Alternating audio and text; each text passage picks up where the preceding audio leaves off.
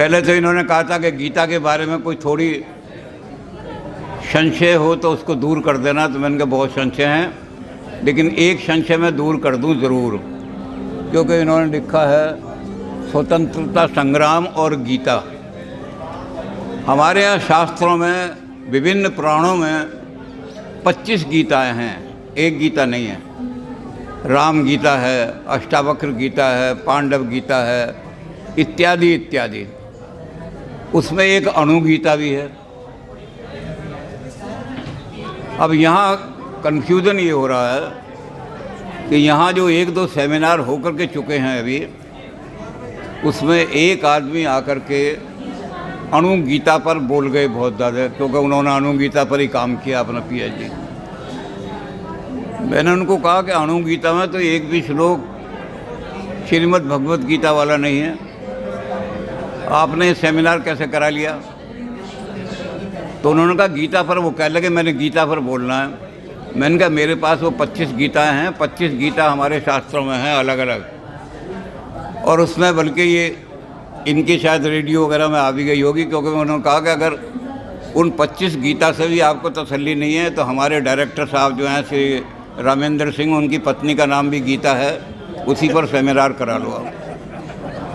तो इस स्वतंत्रता संग्राम में अणु गीता ने, पांडव गीता ने, अष्टावक्र गीता इत्यादि ने कुछ योगदान नहीं दिया। इसमें जिस गीता ने योगदान दिया है उसका नाम है श्रीमद् भगवत गीता। तो इसलिए भगवत गीता की जहाँ बात हो तब तो आप सुने, और बातों को समझने के ऐसे लोग समय बिताने के लिए टरखा रहे हैं। तो हम श्रीमद् भगवत गीता पर ही बात करेंगे। भगवत गीता का सबसे बड़ा काम ये है कि वो जय से शुरू होती है और जय पर ही समाप्त होती है। अगर जीवन में जय प्राप्त करनी है और कहीं भी पराजय का मुंह नहीं देखना, तो गीता का पहला श्लोक और गीता का अंतिम श्लोक पढ़ लो। धर्म क्षेत्रे कुरुक्षेत्रे संवेता युत्स्व माम का पांडवाश्च किम अकुर्वत संजय। और गीता में ये भी नहीं है कि हम नादिर शाह की तरह दुनिया को लूट करके और जय प्राप्त करें। गीता कहती है सम्यक ढंग से जय प्राप्त, यानी धर्म के लिए हम जय प्राप्त करेंगे, अधर्म के लिए, लूट मार के लिए जय प्राप्त नहीं करेंगे। तो गीता का पहला शब्द है संजय, और अंतिम जब देखेंगे यत्र योगेश्वर कृष्ण यत्र पार्थो धनोर्धरा तत्र शरीर विजय भूति, विजय हो गई। विशिष्ट प्रकार की जय मिलेगी अगर आपने गीता पर अमल किया, जो गीता में लिखा हुआ इस पर अमल किया, तो आपको विशिष्ट प्रकार की जय मिलेगी। उसमें क्या होगा? यत्र योगेश्वर कृष्ण, आपको कृष्ण का अपना मार्गदर्शन लेने के लिए खड़ा करना पड़ेगा। आज लोग भगवान को निकाल करके और नए नए समाज बना रहे हैं, नए नए सिद्धांत ला रहे हैं, लेकिन सबसे बड़ा जो सोर्स शक्ति का है, जिससे हमें शक्ति प्राप्त होती है, ऐसी शक्ति, अदम्य शक्ति जिससे प्राप्त होती है, वो केवल एक ही है। इसलिए कृष्ण, यत्र योगेश्वर कृष्ण, और योगेश्वर कृष्ण क्या करेंगे? यहाँ बांसुरी नहीं बजाएंगे। कुरुक्षेत्र में कृष्ण ने बांसुरी नहीं बजाई। कृष्ण जी जब चले वहाँ से वृंदावन से, तो उनकी जो गोपियाँ थीं वो रास्ते में लेट गई, बाल खोल करके लेट गई। कहने लगे कि रथ ले जाना है तो हमारे ये बाल हैं, इनके ऊपर से रथ ले जाओ। अक्रूर जी लोग इतना काम नहीं कर सकते थे कि बालों के ऊपर से स्त्रियों के रथ ले जाएं। तो कृष्ण जी उतरे, उन्होंने कृष्ण ने कहा कि दुष्टों का संहार करने के लिए मैंने अवतार लिया है। दुष्टों को मार करके परित्राणाय साधूनाम विनाशाय च दुष्कृताम, इस काम को करके मैं आऊँगा। और वायदा करता हूँ मैं अपनी मुरली और अपना मुकुट जो है आपके पास गिरवी रखता हूँ। तो मुरली और मुकुट तो वहीं गोपियों के पास गिरवी रखा है अब भी, क्योंकि कृष्ण जी ने अभी बहुत सारे दुष्टों का संहार करना है। तो मुरली यहाँ लेकर के नहीं आई, ये मुरली बजाने की जगह नहीं है, ये 5 जन्ने बजाने की जगह है। यहाँ कुरुक्षेत्र में अगर बजेगा तो 5 जन्ने बजेगा, यहाँ मुरली नहीं बजेगी। और इस 5 जन ने देश को जगा दिया। जब हम संग्राम की बात करते हैं, स्वतंत्रता संग्राम की, तो हम ये सोचते हैं कि कहाँ से शुरू करें। हमारा स्वतंत्रता संग्राम तो 1857 में शुरू हो गया था। उसको हम पहली स्वतंत्रता लड़ाई कहते हैं। अंग्रेज़ों ने तो उसको गदर नाम दिया था, लेकिन अब कोई गदर कहने वाला है नहीं। इतिहासों में से भी शब्द निकल गया है, पहला स्वतंत्रता संग्राम। लेकिन उसमें हम असफल हो गए। हमारे भारत के बड़े बड़े मनीषियों ने, विद्वानों ने सोचा कि इस गुलामी से, गुलामी के जुए को उतार करके फेंकने में हम असफल क्यों हो गए।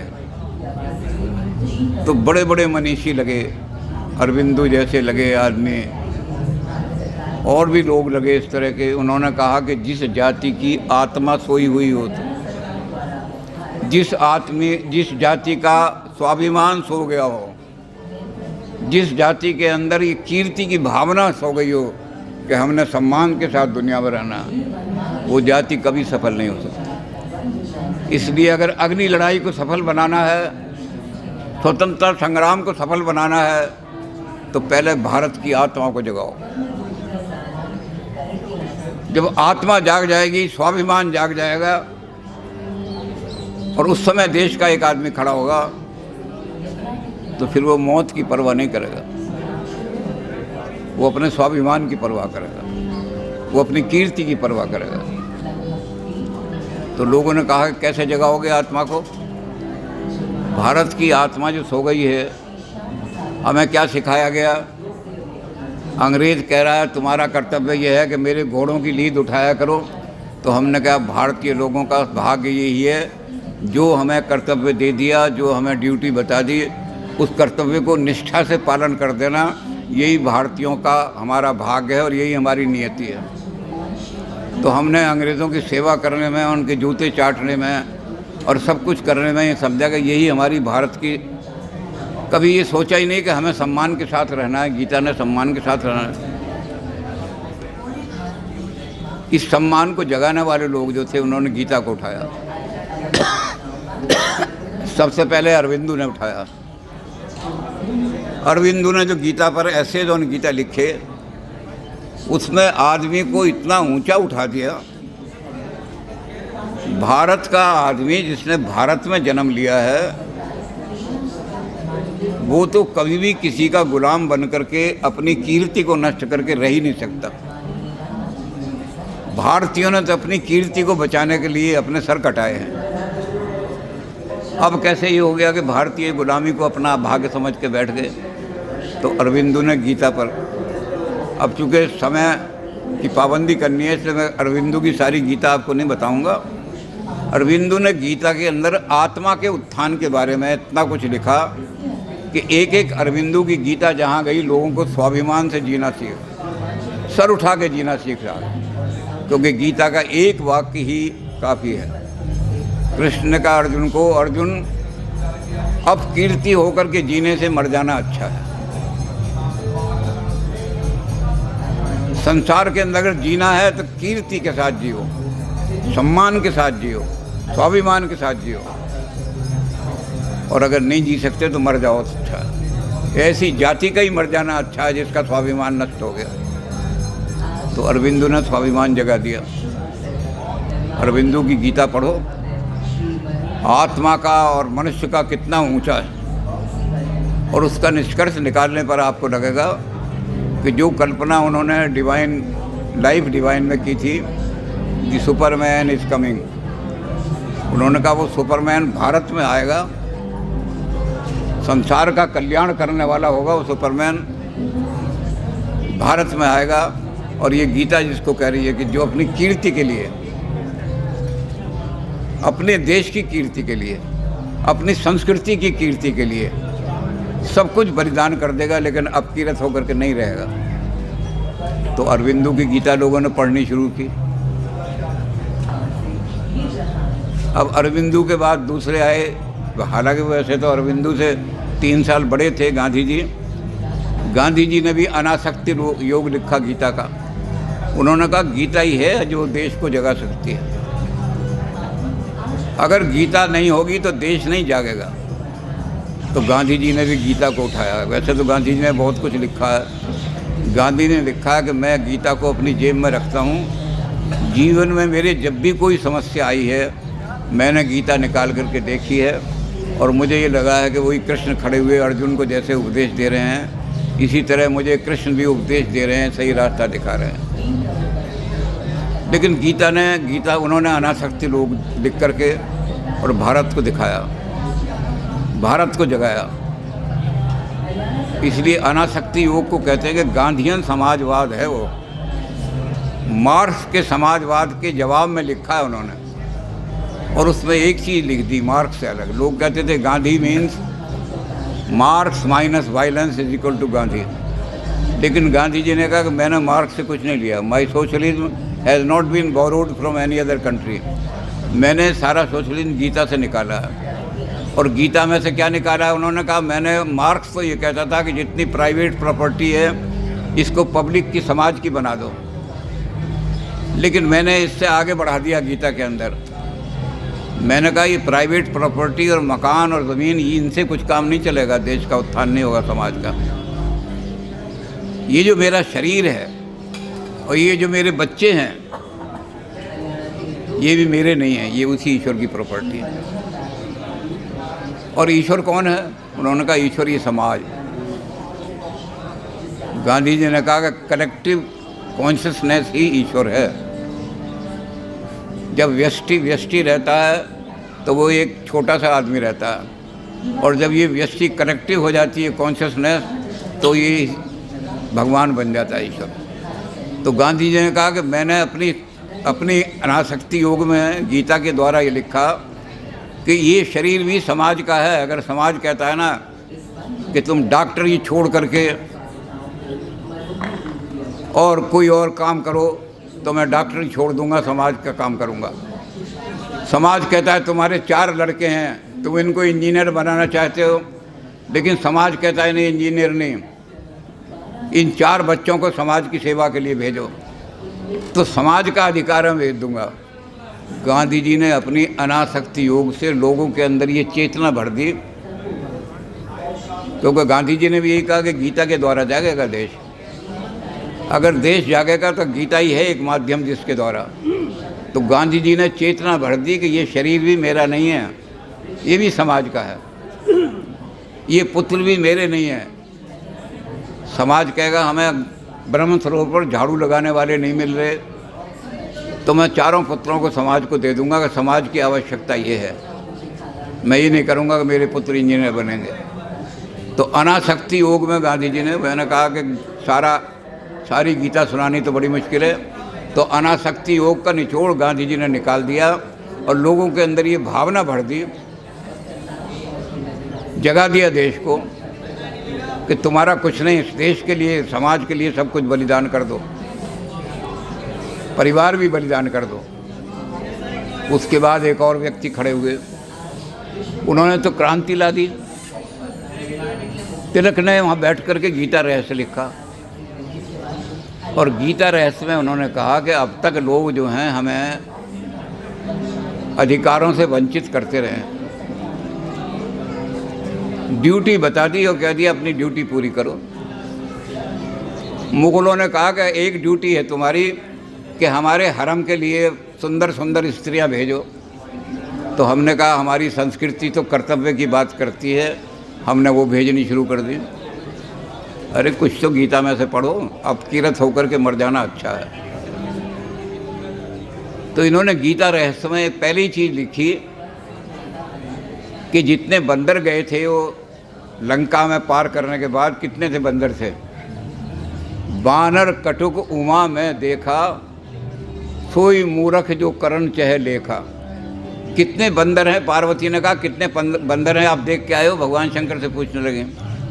तो भगवान शंकर कहने लगे कि मैंने बानरों का वो दल तो देखा, बानर कटुक तो देखा, लेकिन जो उनकी गणना करना चाहे उससे ज़्यादा मूर्ख दुनिया में कोई नहीं है, अनगिनत लोग हैं। तिलक ने पहले ही लिखा है गीता रहस्य का, गीता रहस्य, गीता का रहस्य नहीं जाना लोगों ने, तो उन्होंने गीता रहस्य में लिखा है कि करोड़ों बंदर, अरबों बंदर, लाखों बंदर समुद्र को कूद कूद करके चले गए, हनुमान जी जैसे आदमी चले गए, लेकिन एक भी बंदर ऐसा नहीं जिसको समुद्र की गहराई का पता हो। ऊपर से परछाई देख ली तो कहा 6 फुट गहरा होगा, किसी ने कहा 15 फुट गहरा होगा, 16 फुट गहरा होगा। समुद्र कितना गहरा है इसका ज्ञान एक भी बंदर को नहीं था। तो उन्होंने कहा इसलिए गीता के रहस्य को नहीं समझा लोगों ने अब तक, इसलिए हम 1100 साल 1000 साल गुलाम रहे। अगर हम गीता के रहस्य को समझ लेते, गीता की गहराई को समझ लेते, तो कभी भी गुलाम नहीं बनते। और उन्होंने कहा क्यों? एक ही बात, तिलक की गीता को पढ़ो। तिलक ने अपनी गीता में लिखा कि कृष्ण का ये जो शब्द है, अपकीरत होकर के जीने से मर जाना अच्छा है। हमें किसी ने आज तक नहीं बताया कि गुलामी से ज़्यादा अपकीर्ति तो होती नहीं दुनिया में। अंग्रेज लिख रहा है अपने होटलों में, बड़े बड़े क्लबों में लिख रहा है, dogs and Indians not allowed. आप जाके देखेंगे दिल्ली के पुराने क्लबों में लिखा हुआ है, दीवार के नीचे से खोद के देखेंगे। अब इससे ज़्यादा अपमान क्या होगा हमारा? लेकिन उस अपमान को हम सहते रहे क्योंकि हमने गीता का रहस्य नहीं समझा।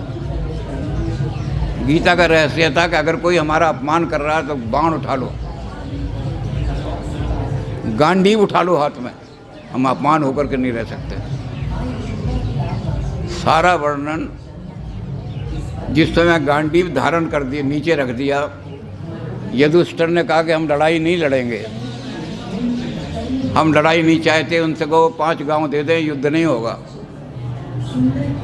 भीम ने कहा जैसा भैया कहेंगे वैसे ही होगा। अच्छा, मैं हालांकि बलशाली हूँ, लोगों को मार सकता हूँ, लेकिन मैं भैया की आज्ञा का उल्लंघन नहीं करूँगा। अर्जुन ने भी गांडीव रख दिया नीचे। तो कौन खड़ी हुई? महाशक्ति। महाशक्ति खड़ी हुई द्रौपदी। गीता का ज्ञान सारा इसी पर निर्भर है। द्रौपदी खड़ी हुई, उसने कहा कि कृष्ण को कि भैया ये क्या प्रस्ताव लेकर के जा रहे हो? दुनिया में जितने कायर लोग होते हैं, बुद्धिमान लोग होते हैं, जिनके हृदय कमज़ोर होते हैं, वो अपने सिद्धांतों को, अपनी कमज़ोरी को छुपाने के लिए ऊंचे ऊंचे सिद्धांतों का सहारा लिया करते हैं। आज तुम्हारे भैया अपनी कमज़ोरी को छुपाने के लिए और ऊंचे ऊंचे सिद्धांत कोट कर रहे हैं कि फला जगह ये लिखा हुआ है, युद्ध मत करो, फला जगह लिखा हुआ है। लेकिन उनको ये कह दो कि भारत की संस्कृति में ये परंपरा कभी नहीं बनेगी। अगर वो नहीं लड़ेंगे तो द्रौपदी जाएगी। और क्या परंपरा कि 5 गांव लेकर के अपनी औरत की इज्जत बेच दो। हमने किया ऐसा। हमने मुगलों को अपनी बेटियां दी, उनसे जागीरें ली और उस पर अभिमान भी किया, हम बड़े जागीरदार हैं। लेकिन द्रौपदी जो शक्ति खड़ी हुई वो गीता का सारा एसेंस है। द्रौपदी ने अकेले सिंहनी ने गरज करके कहा, उसने कहा कृष्ण क्या परंपरा तुम भारत के लिए रखना चाह रहे हो? ये परंपरा रखोगे कि अपनी औरत की इज्जत, अपनी बहन बेटियों की इज्जत 5-5 गांवों के लिए बेचेंगे क्या? कृष्ण ने कहा कि द्रौपदी, भैया का जो आज आदेश है उसका पालन करना है, लेकिन मैं जानता हूँ कि ये पालन नहीं होगा आदेश, ये पालन नहीं होगा तो युद्ध अवश्य होगा और उन लोगों का नाश होगा, क्योंकि मैंने अवतार ही इसलिए लिया है। गीता बोल रही है, परित्राणाय साधूनाम विनाशाय च दुष्कृताम्। एक भी दुष्ट भारत की भूमि पे नहीं रह सकता। अब द्रौपदी ने जो सारी बातें कही उनको तो वर्णन करने का टाइम नहीं है, लेकिन द्रौपदी ने जो बात कही ना कि ये परंपरा भारत में नहीं बनेगी, कृष्ण ने कहा बिल्कुल ठीक कह रही हो। मैं तो भैया के हुक्म से बात करने जा रहा हूँ, नहीं मेरे जानता हूँ मैं कि ये बात सफल नहीं होगी और युद्ध होगा। और युद्ध में क्या होगा? युद्ध में सब दुष्टों का नाश होगा। तो तिलक ने गीता में यही कहा। तिलक ने कहा गीता के संदेश को समझो। और गीता ने जो बात कही है उसको आपने कभी ध्यान नहीं दिया। कर्मण्येवाधिकारस्ते, एक शब्द है, अधिकार की बात की है। ये अधिकार कोई फंडामेंटल राइट नहीं है कि जब चाहो बदल दो पार्लियामेंट में बिल ला करके। ये कोई ह्यूमन राइट भी नहीं है कि पार्लियामेंट, ये भगवान का दिया हुआ अधिकार है। अपना कर्म चुनने का तुझे पूरा अधिकार है। और आदमी अगर इस रहस्य को समझ लेता, man is free to choose his action, कोई उस पर अपना एक्शन इम्पोज नहीं कर सकता। भगवान ने भी जब गीता का सारा उपदेश सुना दिया तो अर्जुन को कहा कि मैंने जो कुछ कहना था कह दिया, अब तू ही देख ले कि तूने मेरी बात माननी है या नहीं माननी है। जैसा तू चाहे वैसा कर। भगवान भी हमारे ऊपर नहीं ला सकता, मैं स्वतंत्र हूँ। इसलिए अगर कोई मुझे कहेगा कि तुमने अंग्रेज़ों के घोड़ों की लीद उठानी है, तो मैं कहूँगा ये मैंने तय करना है कि लीद मैंने उठानी है या अंग्रेज़ों से लीद उठवानी है। तिलक ने कहा इसलिए जागो, अपने अधिकार को पहचानो। तुम्हारा अधिकार ये है कि अंग्रेज़ हिंदुस्तान में नहीं रह सकता, और उन्होंने कहा इसलिए मेरा अधिकार। पहली बार उन्होंने हिंदुस्तान में घोषणा की गीता में, स्वतंत्रता हमारा जन्म सिद्ध अधिकार है, उसे हम लेकर के रहेंगे। ये है स्वतंत्रता का आंदोलन, यहाँ से शुरू होता है। कोई हमें नहीं रोक सकता। ये फंडामेंटल राइट से भी ज़्यादा है। ये स्वतंत्रता, इस अधिकार को किसी ने बताया नहीं आज तक। 1100 साल हम गुलाम रहे, किसी ने नहीं बताया कि आज़ाद रहना हमारा अधिकार है, हम आज़ाद रहेंगे। ये रहस्य, बहुत सारे ऐसे रहस्य हैं जो तिलक ने निकाले। और उसके बाद सबसे अंत में विवेकानंद जी आए। विवेकानंद जी ने सारे संसार के अंदर एक वेदांत की धाक तो जमाई दी थी। अब इसमें भी जो गुलामी का इतिहास पढ़ेंगे उन्हें लगेगा कि दो आदमी ऐसे थे, एक तो एल्बर्ट स्वीट्ज़र और एक मैकेंजी। दो आदमियों ने इतनी कीचड़ उछाली है भारतीय संस्कृति पर कि उसको पढ़ कर के सर झुक जाता है। कोई तो कह रहा है भारत जो है it is a land of coolies, कुलियों की माता कहलाने का अवसर ही क्यों आया। कुलियों की माता कहलाने का अवसर इसलिए आया कि हमने गीता को अच्छी तरह नहीं समझा था। तो विवेकानंद ने इन सब का उत्तर जवाब दिया। मैकेंजी लिख रहे हैं भारतीयों के पास तो कोई रिलीजन ही नहीं है, ये जानवरों की पूजा करते हैं, गाय इनकी देवता है और बंदर इनका देवता है, तो ये सब इनकी मनोवृत्ति भी एनिमल जैसी है। मानवता तो हमारे क्रिश्चियन मिशनरी जाएंगे, वो इनको सिखाएंगे। और उनका इनका रिलीजन क्या है, गोबर खाओ गौमूत्र पियो, ये इनका रिलीजन है। लेकिन जब गर्जना हुई विवेकानंद की वहाँ, तो आज किसी की हिम्मत नहीं। स्वतंत्रता संग्राम की बात कर रहा हूँ कि ये जो संग्राम है, जो इसमें भगत सिंह वगैरह है, इससे पहले स्वतंत्रता हमारा शुरू हो गया। जिस समय वहाँ अमेरिका में खड़े होकर के और उन्होंने गर्जना की, उन्होंने कहा तुम्हारे तो रिलीजन है ही नहीं, जिनको तुम रिलीजन कह रहे हो वो रिलीजन नहीं है, रिलीजन तो हमारा है। और रिलीजन की व्याख्या की उन्होंने। सारी दुनिया नतमस्तक हो गई विवेकानंद के आगे। और विवेकानंद के बाद में दुनिया के अंदर कोई ऐसा आदमी पैदा नहीं हुआ जो इतनी भारतीय संस्कृति के बारे में इतनी गंदी बातें लिख सके। ये है स्वतंत्रता, वैचारिक स्वतंत्रता, सांस्कृतिक स्वतंत्रता हमें चाहिए। अब कोई आदमी दिखाओ ऐसी किताब लिखने वाला विवेकानंद के बाद, किसी की हिम्मत नहीं इस तरह कोई किताब लिख दे। तो स्वतंत्रता संग्राम में 4 जो गीताएँ हैं हमारी, इन्होंने भारत को जगा दिया। 1902 में देश के अंदर एक बड़ी क्रांति की लहर पैदा कर दी, सारा देश जाग गया। 4 गीता के सारे वो जो हमारे सामने आए। लेकिन एक बात विवेकानंद जी ने बहुत तकड़ी कह दी। जिस समय वो अमेरिका से उतर करके आए और मद्रास में उनका स्वागत हुआ, तो युवाओं ने उनका स्वागत किया था। तो विवेकानंद जी ने कहा, वहाँ युवाओं को बहुत लंबा चौड़ा उनका to the youth of India, बड़ी अच्छी किताब है वो। विद्यार्थी, अखिल भारतीय विद्यार्थी परिषद वालों को हम सबको वो किताब बांटते रहे, देते रहे लेकर के। तो उस किताब में बहुत सारी चीज़ें उन्होंने युवाओं के लिए लिखी। युवा ही देश का निर्माण करने वाला है। युवा ही ये सोचेगा कि मैंने गंदे नाले की में रहना है या गुलाब की पंखुड़ियों में रहना है, और जैसा वो सोचेगा वैसे ही देश बनेगा। बहुत सारी बात है कहीं, लेकिन एक बात बड़ी अच्छी गीता के बारे में कह दी। उन्होंने कहा, जब सबने गांडीव रख दिए थे, युधिष्ठिर ने कह दिया था लड़ाई नहीं करेंगे, और सब भाइयों ने कह दिया था कि जैसे बड़े भाई कहेंगे वैसे होगा। जिन्होंने गांडीव नीचे रख दिए थे, उनको गांडीव उठाने की प्रेरणा देने के लिए कृष्ण जी खड़े हुए। गीता का ज्ञान इसलिए दिया गया है कि जिन्होंने गांडीव नीचे रख दिए हैं, 1100 साल गुलामी से सही है, उनके हाथ में फिर से गांडीव दे दिया जाए। तो इसलिए विवेकानंद ने कहा कि गीता को गलत तरीके से, it is unfortunate that Gita has been hijacked by those who have preached it in a life negating way. Now the time has come that we shall preach Gita in life asserting and life affirming वे।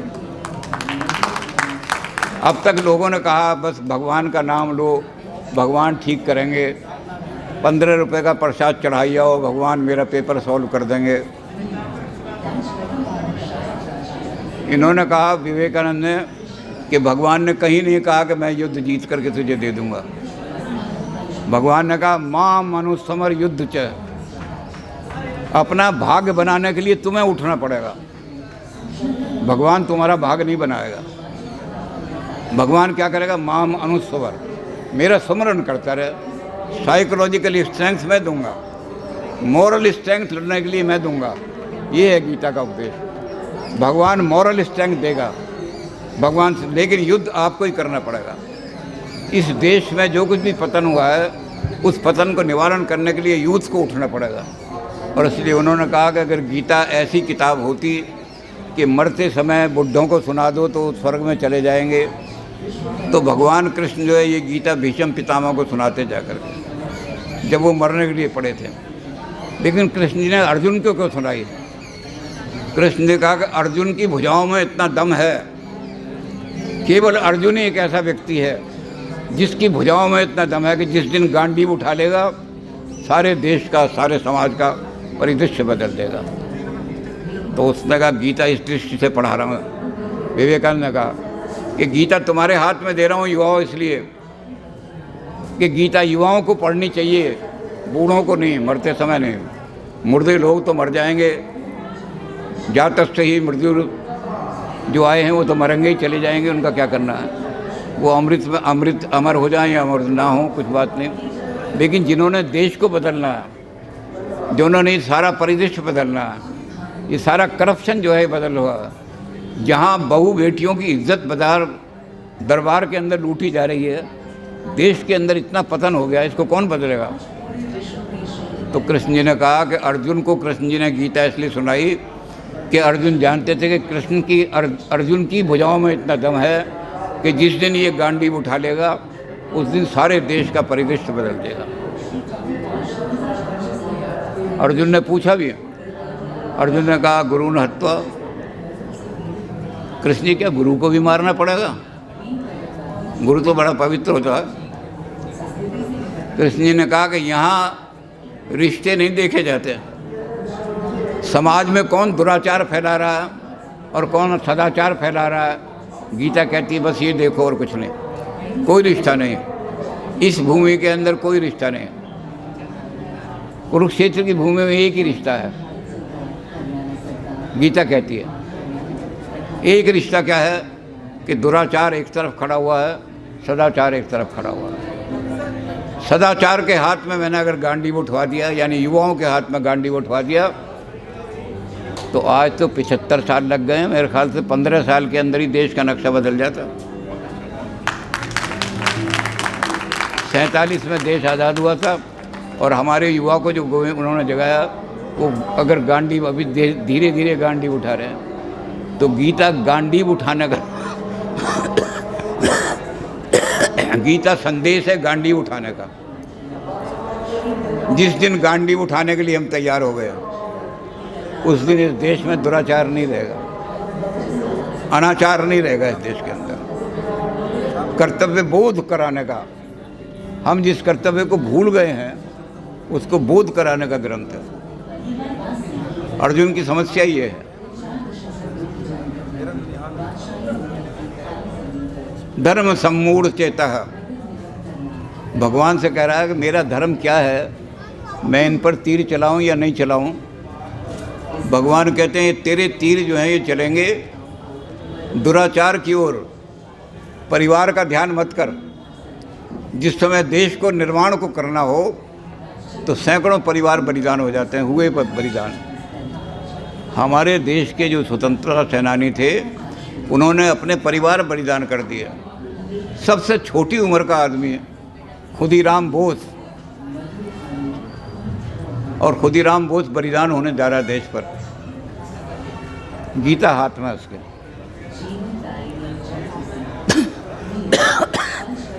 और गीता हाथ में लेकर के वही बात कह रहा है जो विवेकानंद ने कही, जो तिलक ने कही।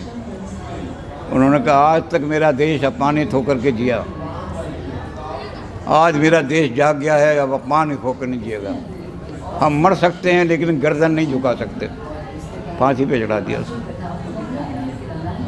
अपकीरत होकर के नहीं जिएंगे हम।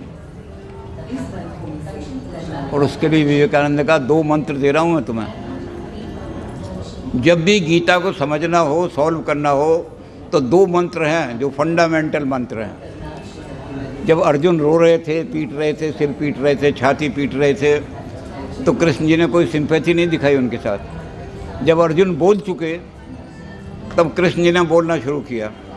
और पहला शब्द क्या किया? सबसे पहला शब्द जो कृष्ण के मुंह से निकला, क्रेव्यम क्रेव्यम मां संगमः पार्थ। अर्जुन ये रोने से देश नहीं बदलेगा। पहली गाली कृष्ण जी ने ये दी है। देश में सब जगह गलती हो रही है, हर जगह। हम यूनिवर्सिटी में बैठे हैं तो यूनिवर्सिटी में भी दुराचार हो रहा है। हम डीसी के दफ्तर में बैठे हैं, वहाँ भी दुराचार हो रहा है। और हम बैठे बैठे देख रहे हैं, तालियां बजा रहे हैं। ये नपुंसकता को मत प्राप्त हो। कृष्ण जी ने कहा नपुंसकता मत करो। क्लेव्यम मां समगमा पार्वता, हिजड़ापन मत दिखाओ जीवन में। कितनी बड़ी समस्या है जीवन के अंदर। गांडी उठाओ, प्रहार करो, भागो मत, प्रहार करो। ये गीता का संदेश है जो विवेकानंद ने दिया। विवेकानंद कहते पलायनवाद जिन्होंने आज तक सिखाया उन्होंने गीता को नेगेटिव तरीके से पढ़ाया। गीता में कहीं पलायनवाद नहीं है। गीता के अंदर कोई एक श्लोक भी ऐसा नहीं है जिसमें पलायनवाद हो।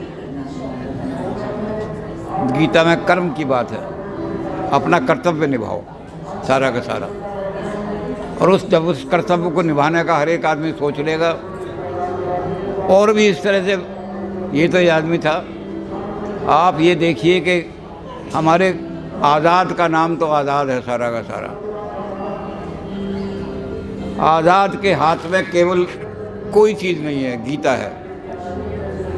काकोरी केस के बाद अब मैं बता रहा हूँ कि देश की चिंता करनी है, घर की चिंता छोड़ो। ये मेरा परिवार है। उनके एक साथी ने, राजेंद्र रेहड़ी ने क्या काम किया कि 2 धोतियाँ जो थीं वो ख़रीद करके और वहाँ रख ली। जब ये आए चंद्रशेखर आज़ाद तो कहने लगे ये धोतियाँ किसके लिए खरीदी हैं? वो कहने लगे तेरी माँ जो है वो मैंने देखा था, वो धोती, फटी हुई धोती पहन रही थी बेचारी। तो ये मैंने कहा ये 2 धोतियाँ, अब हमने खजाना लूटा है, 2 धोतियाँ तेरी माँ के लिए भेज दूँगा। थप्पड़ मारा उसके। उन्होंने कहा जिस दिन खजाना इसलिए लूटा गया कि चंद्रशेखर आज़ाद की माँ को धोतियाँ पहुँचानी हैं, उस दिन हम आज़ादी संग्राम के वीर नहीं कहलाएंगे, डाकू कहलाएंगे।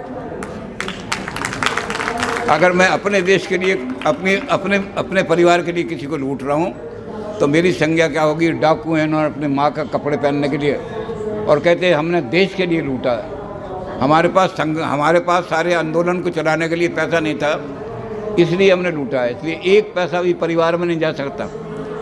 मेरी माँ का गीता कह रही है कि मरना है उसने, आज नहीं मरेगा, कल मर जाएगी, परसों मरेगी।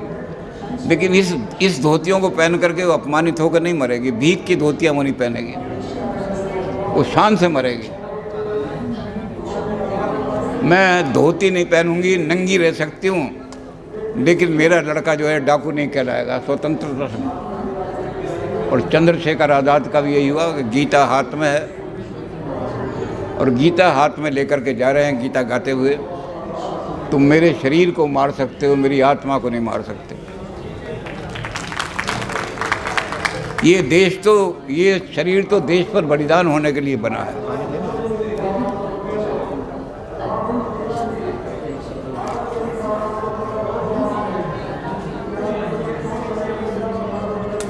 उनके साथी भी ऐसे ही थे, राम प्रसाद बिस्मिल।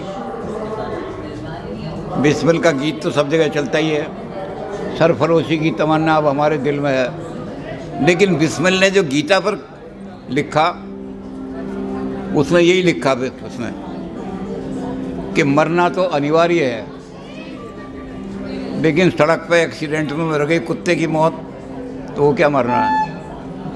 उसने कहा जब हम मरेंगे, बिस्मिल ने कहा, जिस समय बिस्मिल को पकड़ के ले जाने लगे तो बिस्मिल ने, लोगों ने कहा कि माफ़ी मांग लो अंग्रेज़ से। बिस्मिल ने कहा जिस दिन मरेंगे शान से मरेंगे, कुत्ते की मौत नहीं मरेंगे। गीता कहती है मरना अनिवार्य है, जातस्य ही ध्रुव मृत्यु। अर्जुन को कह रहे हैं कृष्ण जी कि जिनको तू कह रहा है मैं इनको नहीं मारूंगा, अगर तू नहीं मारेगा तब भी मरेंगे ये, क्योंकि जिन्होंने जन्म लिया मरेंगे। इसलिए मैं तुझे क्रेडिट दिलवाना चाहता हूँ कि पापियों को अपने हाथ से मार दे। इस देश के अंदर से सारा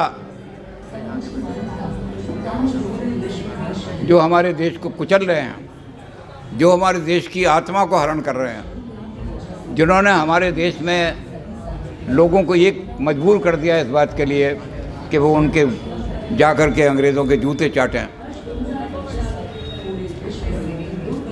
तो उन लोगों को मार करके इस देश से निकालना है। इस देश में कोई आदमी ऐसा नहीं रहेगा। तो बिस्मिल जो है वो चढ़ गए फांसी पर। देखना है जोर कितना बाजुए कातिल में है। स्वतंत्रता संग्राम गीता हाथ में है, जातस्य ही ध्रुव मृत्यु। मरना तो है अवश्यम, कोई रोक नहीं सकता, लेकिन शान से मरेंगे। जैसे मैंने कहा ना, कुत्ते की मौत नहीं मरेंगे कि साइकिल के नीचे कुत्ता आ गया मर गए, बड़े सम्मान के साथ मरेंगे। तो बिस्मिल हैं, आज़ाद हैं, एक एक शब्द लेकर के। अब बहुत लंबा चूँकि समय हो रहा है। उद्धम सिंह जिस समय गए इंग्लैंड के अंदर, तो उन्होंने उद्धम सिंह से कहा कि हमारी परंपरा ये है इंग्लैंड की, अंग्रेज़ी लॉ की, कि जब किसी को मौत की सज़ा दी जाती है तो उससे उसका अंतिम इच्छा पूछी जाती है कि तुम्हारी अंतिम इच्छा क्या है। तो जब उद्धम सिंह से पूछा गया तो उद्धम सिंह ने कहा कि यू आर क्रिश्चियंस, आप ईसाई हो इसलिए आप मेरी बात समझ नहीं पाओगे। उन्होंने कहा नहीं आप बताओ हम समझ पाएंगे। कहते मैं हिंदू हूँ, और हिंदू जो है पुनर्जन्म में विश्वास करता है, बार बार जन्म में। तो मेरी इच्छा ये है, लिख लो। उद्धम सिंह कह रहे हैं गीता उठा करके, गीता का वाक्य कह रहे हैं, बार बार जन्म लेता है आत्मा, पुनर्जन्म होता है एक बार। उन्होंने कहा मेरा धर्म ये कहता है कि ये जो शरीर है ये जातस्य ही ध्रुव मृत्यु, ध्रुवम जन्म मृतस्य, दोबारा जन्म ले लूँगा मैं।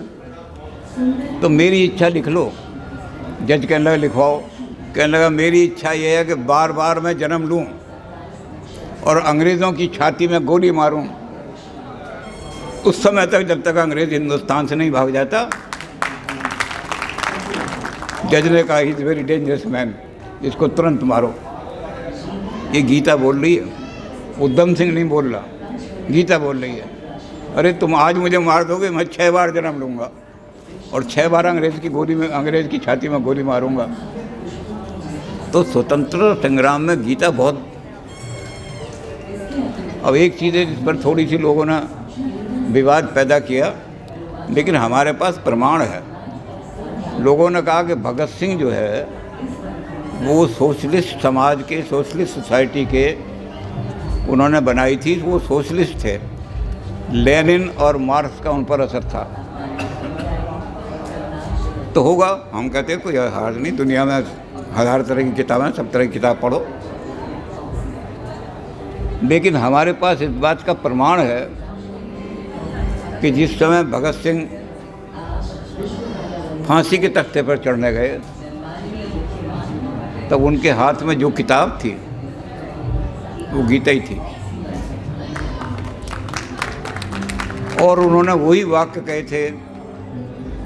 उन्होंने कहा, you can kill my body, तुम मेरे शरीर को फांसी पर चढ़ा सकते हो, लेकिन मेरी आत्मा को नहीं। मेरी आत्मा बोलेगी। जिस समय फांसी से नीचे उतरूंगा, देश में आग लग जाएगी, आप मेरी आत्मा को नहीं मार सकोगे। इस शरीर में मेरी आत्मा रहने दो तो अच्छा है, मुझे फांसी पर मत चढ़ाओ। लेकिन अगर मैं फांसी पर चढ़ गया, तब तक तो मैं शरीर में बंद हूँ।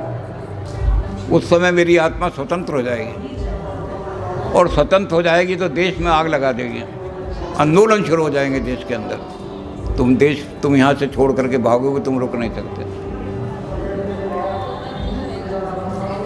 तो इस बात का हमारे पास प्रमाण है। कोई देखना चाहे हम दिखा भी सकते हैं, हमारे पास आगे देख सकता है। तो इस तरह स्वतंत्रता का बहुत लंबा इतिहास है। मैंने इनसे पूछा था, मैंने कहा स्वतंत्रता के इतिहास पर घंटों भी बोला जा सकता है, लेकिन चूँकि समय ज़्यादा हो रहा है इसलिए मैं क्षमा चाहता हूँ जितना। लेकिन ये मैं कहूँगा कि इस देश को जगाने का काम, रेनेसां कहते हैं उसको, और खड़े हो गए तो बलिदानों का सिलसिला। गीता ने, चारों गीताओं ने ऐसा माहौल बना दिया कि एक से एक आदमी बढ़ कर के चलने लगा। सारे देश में ऐसा माहौल पैदा हो गया, तो कितने आदमियों का नाम लें जिन्होंने देश के लिए बलिदान हुए, गोलियां खाएं। झंडा लेकर के जा रही है एक महिला, उर्मिला शास्त्री, और कर्नल टी.एफ. ओडोनर ने उसको कहा, उसने कहा तू कॉलेज की प्रिंसिपल है, कहाँ जा रही है? उसने कहा मैं घंटाघर पर झंडा लहराए बिना नहीं रुक, क्योंकि मैंने विजय का संदेश पढ़ा है। मैंने गीता पढ़ी है जिसमें वो संदेश ही विजय का है। मैं विजय को त्याग करके पीछे नहीं लौट सकती। घोड़े के नीचे कुचल गई, उसके नाम पर आज सड़क बनी हुई है। लेकिन गीता ने कहा गीता विजय का संदेश है। जिसके हाथ में गीता होगी वो पराजय का कभी भी नाम नहीं लेगा। लेकिन एक ही काम करनी पड़ेगी जो हमें नहीं सिखाया गया। अब तक हमें सिखाया गया कि भजन गाओ और भगवान से प्रार्थना करो, हे प्रभु मेरे देश का भाग्य बदल दे। कृष्ण जी कहते हैं मैं बिल्कुल नहीं लड़ूंगा, बार बार कह रहा हूँ नहीं लड़ूंगा। कौन लड़ेगा? मां मनुस्मर युद्ध च, तू खड़ा हो जा। देश के एक एक वासी को कह दिया कि अपना देश का भाग बनाने के लिए तुम्हें खड़ा होना पड़ेगा। जहाँ जहाँ जब बैठे हो, जिस जिस काम में आप बैठे हो, अगर डाक खाने में बैठे हो तो डाक खाने में बैठ करके भेजो कि मैं इस देश का भाग बनाने वाला हूँ। डाक खाना एक आदर्श डाक खाना बन जाए। गीता हाथ में लो। गीता कहती है योग जो है, योगा कर्मसु कौशलम। गांधी जी ने इस पर बहुत लिखा है। गांधी जी ने लिखा है, और आज अमेरिका में बाम हैं, A.H. बाम, उन्होंने गीता का जब अनुवाद किया तो बाम ने कहा कि गीता से हमने एक ही चीज़ ली है, द प्राइड ऑफ एक्सीलेंस। और वो प्राइड ऑफ एक्सीलेंस क्या लिया है? वो ये लिया है जो गीता कहती है, ये योग जो है आजकल जो चल रहा है, योग की दुकानें हैं कि जी इधर को हाथ हिला लिया, इधर को हाथ हिला लिया तो पेट का दर्द ठीक हो गया। लेकिन गीता कहती है ये योग नहीं है। योग का मतलब कंटिन्यूअस अभ्यास। किस चीज़ का? परफेक्शन का। योगा कर्मसु कौशलम। मैं अंग्रेजी पढ़ा रहा हूँ तो सारी ज़िंदगी मुझे चाहे अभ्यास करना पड़े, मैं ये अभ्यास करूँगा कि मुझसे अच्छी अंग्रेजी नहीं पढ़ा सकता कोई। ये है गीता का योग। तो बाम यही कह रहे हैं। बाम कह रहे हैं मैंने गीता से ये लेकर के अमेरिकन यूथ को कहा है, द टाइम इज़ कमिंग, तुम गीता पढ़ो और ये टाइम आ रहा है कि तुम ये कहोगे दुनिया के सामने फ्रॉम निडल टू मिसाइल हमसे अच्छी कोई नहीं बना सकता दुनिया में। तो अमेरिका के यूथ जिस चीज़ को कह रहे हैं भाग बनाने के लिए, देश का भाग बनाने के लिए, भारत का आदमी क्यों नहीं कहता है? भारत गीता तो हमने दी है, इसलिए कि हमें गीता का वो जो विवेकानंद ने कहा, उसने तिलक ने कहा कि अनफॉर्चुनेट ये है कि गीता उन लोगों के हाथ में, Gita has been hijacked by those जिन्होंने गीता को नेगेटिव ढंग से पढ़ाया, एसर्टिव नहीं, एसर्टिव रूप ढंग में पढ़ो। और इसलिए गीता को पढ़ करके कहो कि 75 साल जो हो गए हैं हमारे आज़ादी महोत्सव के, हमारे हाथ में गांडीव उठा लिया अब हमने। हमारी विद्या भारती जैसी संस्थाएं युवाओं को संस्कार दे रही हैं, इनके हाथ में गांडीव आ गया है। अब संसार में किसी के कोई हमें पराजित नहीं कर सकता। अर्जुन को वरदान था, जब तक गांडीव तेरे हाथ में रहेगा तो अपराजय रहेगा, क्योंकि गीता में जय ही जय लिखा हुआ, शुरू में विजय अंत में विजय। तो गांडीव उठा लो हाथ में और गांडीव उठा करके देश को दुनिया का सर्वश्रेष्ठ समाज बना दो। पता नहीं मैंने कितना समय ले लिया, अगर ज़्यादा समय ले लिया तो उसके लिए मुझे क्षमा करना, क्योंकि जब आदमी बोलना शुरू करता है तो वो या तो पीछे से आके ही रोक देते और नहीं तो फिर उसे पता नहीं रहता। तो मैंने गीता के जो वाक्य थे औरों के सुनाए, इसलिए नहीं सुनाए कि घंटा और लग जाता कि तिलक ने ये लिखा है, उन्होंने उनका संकेत ही कर दिया है। तो इसलिए क्षमा चाहता हूँ दोनों कारण से कि मैं पूरी तरह से गीता को व्याख्या नहीं कर सका, और इस कारण से कि मैंने आपका समय ज़्यादा ले लिया। जब ज़्यादा समय लेते हैं तो आदमी बोर हो जाता है। तो आपने एक मेरी बोर होने वाली बातें भी बड़े दिल से सुनी, दिलचस्पी से सुनी, उसके लिए मैं आपका बहुत ही आभारी हूँ।